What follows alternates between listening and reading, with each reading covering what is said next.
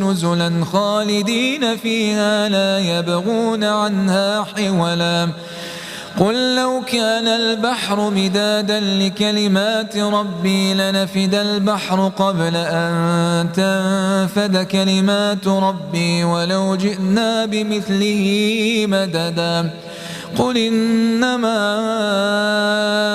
أنا بشر مثلكم يوحى إلي أنما إلهكم إله واحد فمن كان يرجو لقاء ربه فليعمل عملا صالحا ولا يشرك بعبادة ربه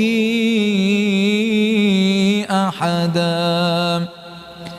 صدق الله العظيم.